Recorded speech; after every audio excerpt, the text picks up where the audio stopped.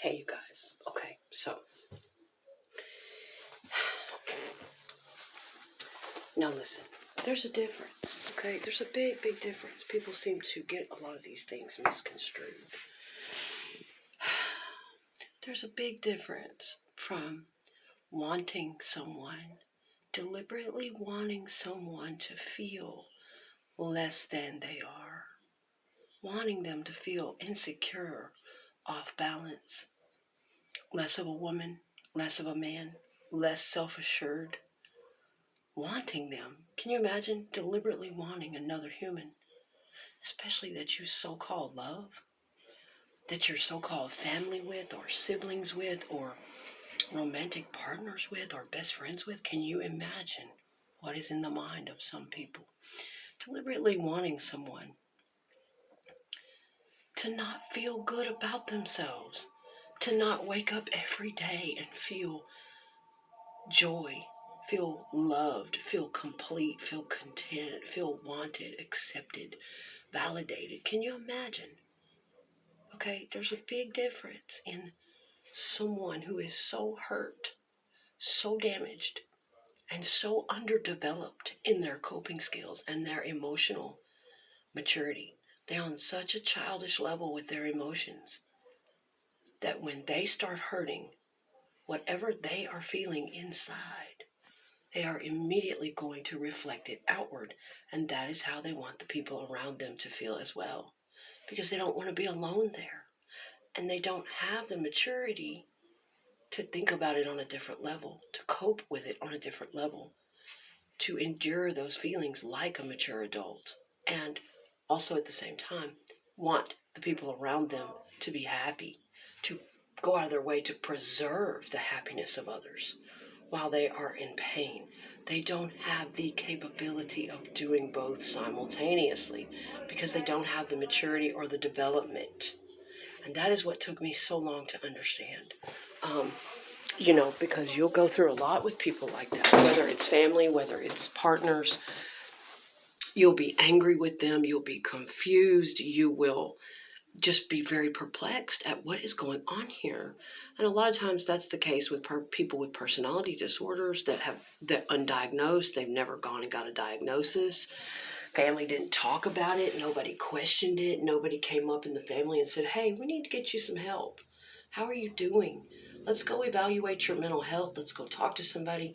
And a lot of people just slip through the cracks. But anyway, people deal with this, with people with personality disorders, people with long-term addictions, this roller coaster of underdeveloped emotional control and stability and maturity. People who started doing substances at a very young age and continued throughout their whole life, this is a roller coaster for them unless they really buckle down and get proper training, healing, and recovery. There's a big difference, though, in someone in that mentality. And you kind of think it's like a double-edged sword. They don't know any better, but they do. Here's where people get really confused and angry and hold them accountable. And they say, well, this is a 30-year-old adult we're talking about here. This is a 45-year-old person we're talking about here. I don't care what happened to their childhood, or I don't care, because you can't see through their brain. All you can see is this grown-ass, highly functioning adult that seems to be able to go to work. They seem to be able to carry out tasks. They seem to be able to, some of them raise families and, have all kinds of other things going on in life. But yet, when you really get close to them, you find out that they are barely held together by little stitches, that they're wearing a mask, that's a facade, and they don't have any emotional. They are holding themselves together with crutches all that time. Drugs, alcohol, substances, family, children, crutches, codependency. As long as they have something to focus on, something to take care of, something that needs me, then I can survive and I can avoid all of this dysfunction inside of me. But the minute something doesn't need me and I can't use that thing as a target, as a crutch, then I'm as good as dead. All of this dysfunction is going to come out of me and I'm going to fall apart, which is what happens to some people. and we see what they've really been hiding all those years. So I hate it that I can see through things like this, and I just want to understand what's real and what isn't, because I am real that way. I want to see the truth. I want to feel the truth. I might not always be able to live in the exact to the minute truth, but I try. Okay? And a lot of times it's selfish. It's not even for the kids. The kids are a fucking crutch. And without people run around and they use things as codependent crutches. I'm living for this. And how altruistic is it? How kind-hearted is it? How is it really helpful and compassionate and altruistic if without those crutches, you will do anything to get another crutch? You will hurt good people. You will toss out good people. If it doesn't fit your exact way, this is how some of them are. If it doesn't fit into their exact way of, well, this is exactly what I need. Now, I need you to need me. I need you to need me right now. And I need you to need it exactly this way with what I can give you. Does everybody see it? Okay. See how good I'm taking care of this person? But the whole time they're forcing you to accept shit you don't even need. I don't need you to help me that way. I need you over here. This is my real problem. This is where I really need help. They don't care about that. Okay, I'm going to do a whole video about this whole instant gratification thing, okay? Oh my God. Codependents, narcissists, and how they use people as crutches. They're not helping people. It's all self-absorbed. It's all coming back to them. Anyway, I just want to say that real quick. I got to go to work. There's a big difference in deliberately wanting someone to hurt, which I can't imagine, and just being a person who stands up for what's right. Person who tells the damn truth about what happened. A person who just holds you accountable for what you did. That's it. It's a big difference in someone who deliberately wants you to feel, wants you to wake up every day feeling less than, feeling humiliated, feeling broken, feeling not wanted, not loved, not desired, not healthy, not successful. And a person that just, hey, look, this is what the fuck you did, and I'm pissed off about it. It fucking hurt. And quit lying and quit faking. You need to be accountable for it. And it hurt me so bad that, well, I'm human. I'm going to say some ugly shit too while I'm at it. There's a big difference. That's not wanting somebody to be in pain. That is not wanting them to feel bad. That is not wanting them to feel.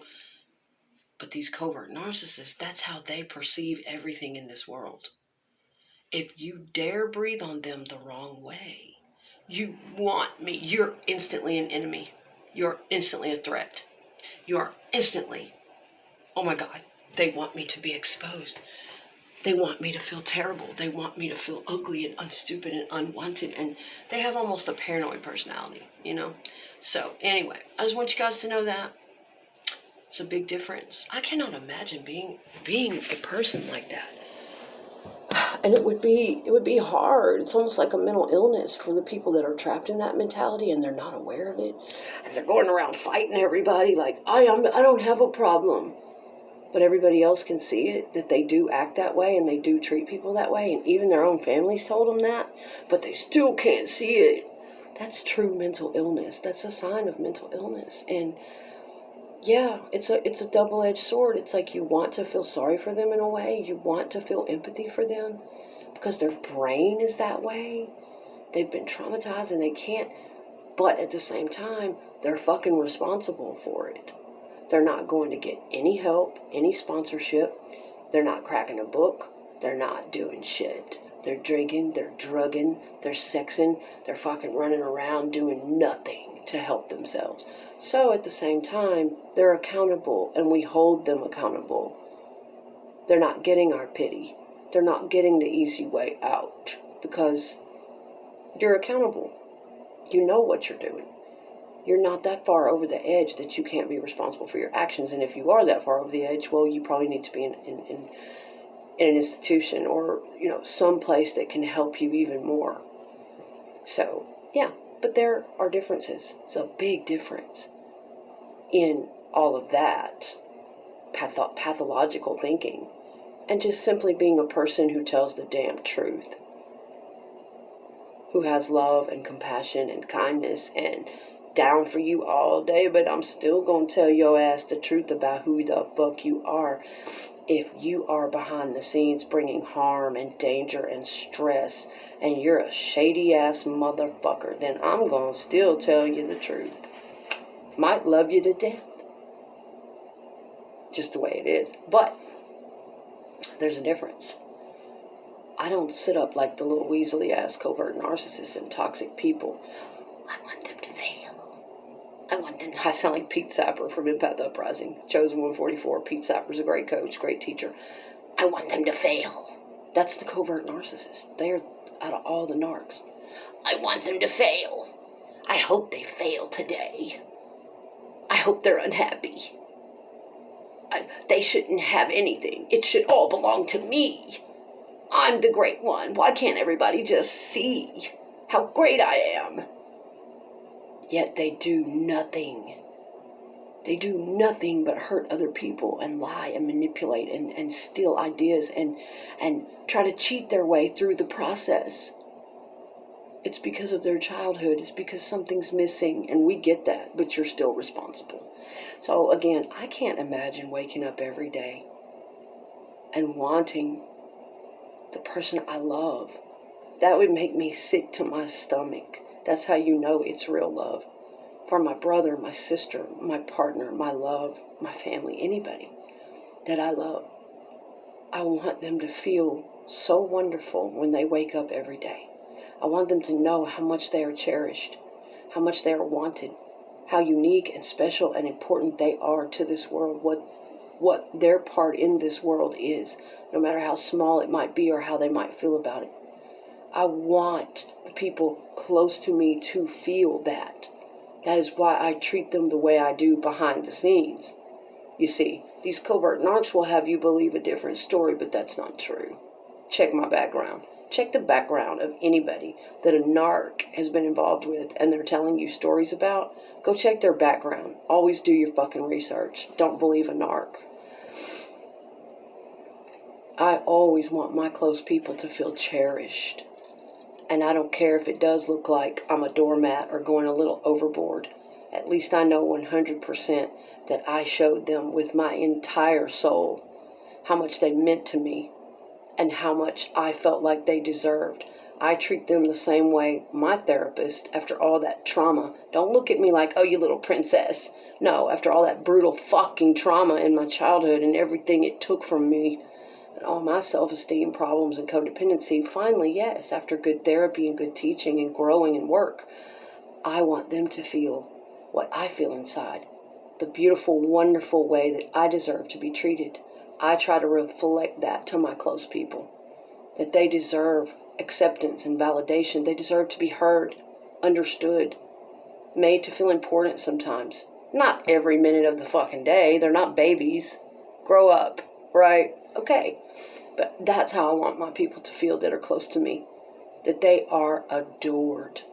That they are cherished every living, breathing minute that I spend with them that I possibly can. That they are accepted. I want them to heal. I want them to put their shoulders back and breathe deep and feel good about themselves when they walk around this earth.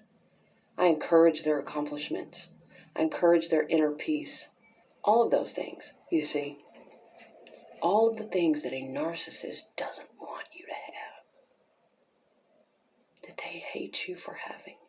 And it's so painful to find out that's the way they feel. That they want you to feel horrible, ugly, unwanted, stupid, unsuccessful, self-doubting, anxiety-ridden, shamed. Because that's the way they feel. And they cannot accept this high quality, high level of love and example that you're giving to them to help them heal. Acceptance, love, validation, loyalty. They can't accept it. They will tear you to shreds when you give them that. Bite you like a scalded animal. Just saying. And then cry about it because you're hurting them. Yes. So that's where I was at with everything. I wasn't trying to be a doormat or give too much. But that's the beautiful way that I felt inside. That is what people helped me to heal and feel inside myself. And I was trying to reflect that back to another human who needed it, to see him find his way again. It wasn't because I wanted brownie points or credit or manipulative or traps but he couldn't get out of that way of thinking, but I'm just saying, y'all, it is what it is. Love people while they're here. I'm 40 something years old. I can't get into those stupid ass idiot games. I'm sorry. And if you're trapped in a bad mentality, try to go get help. But life is short. I don't have time to be sitting here going, I'm a kid on the playground. I'm tough. I'm the tough chick crowd. I'm the tough dude crowd. I don't love people. I don't have any feelings.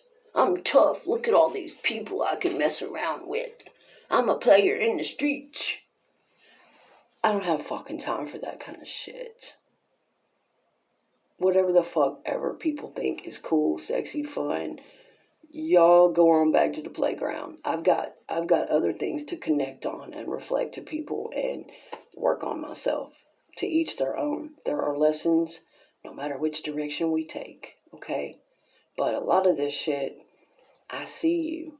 I see you, and I see the truth, and I know it, and you know I know it, and you don't like it that I can see it. And I'm sorry. I'm fucking sorry. I don't know what I'm supposed to do. Walk around and hide my eyeballs? Take out my brain? And pretend that I don't know what you are and what you're doing? No. Why don't you grow a couple steps? Why don't you quit hiding back in fear and terror and wanting what everybody else has and envying and hating them for it? Why don't you step up and take your own rightful power? Why don't you do the healing work? Healing is the only way out. The only way out is through. You have to do the healing work. I don't give a fuck how cliche, how fruity tooty, how flaky that sounds. You have to do the motherfucking inner child healing work. Yo. Peace.